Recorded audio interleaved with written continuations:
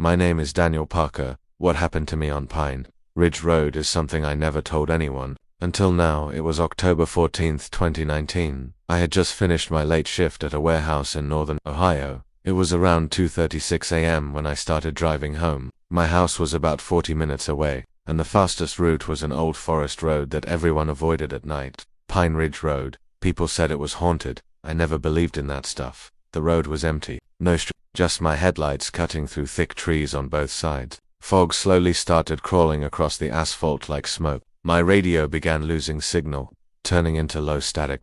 Then my phone lost network. At exactly 2:57 a.m., I saw a woman standing on the side of the road. She was wearing a white hoodie and jeans. She looked young, maybe early 20s. She was crying and waving her hands for help. I slowed down instantly. My first thought was simple: someone needs help. I rolled down the window and asked, "Are you okay?" She looked at me and stopped crying instantly. Her face turned completely blank. "My car broke down," she said in a flat, emotionless voice. "Can you take me to the gas station?" Something felt off. Her voice didn't match her face. No shaking, no fear, just empty. Still, I unlocked the passenger door. The moment she sat inside, the temperature in the car dropped. My breath turned visible. The smell hit next: mold, wet soil, and something rotten. She stared straight ahead, not blinking. "What's your name?" I asked after 5 full seconds. She said, "You'll know soon." My heart skipped. I forced a laugh. "That's not funny." She turned slowly and looked at me. Her eyes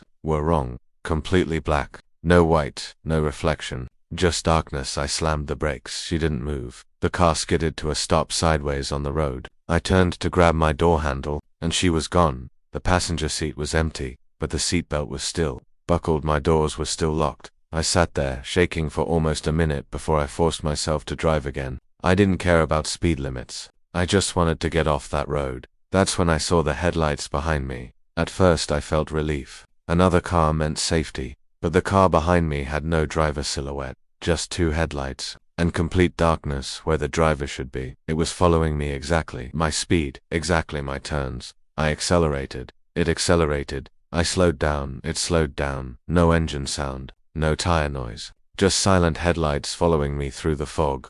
My hands were shaking so badly. I could barely hold the steering wheel. Then my radio turned on by itself. Through the static, I heard a whisper. Asterisk, asterisk, "Daniel, you shouldn't have stopped." Asterisk, asterisk. I screamed and threw the radio off. The headlights behind me suddenly rushed forward in 1 second. They were inches from my rear window. I floored the gas. The speedometer crossed 90 miles per hour.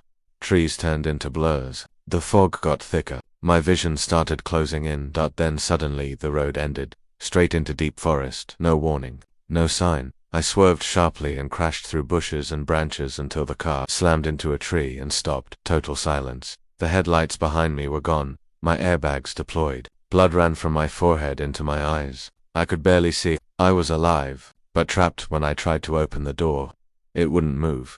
Then I heard footsteps. Crunch, crunch, slow steps, approaching my car, from the shadows between the trees. The same woman walked out. Her clothes were dirty now. Her hoodie was torn. Her mouth was stretched into a wide, unnatural smile. "You made it," she said.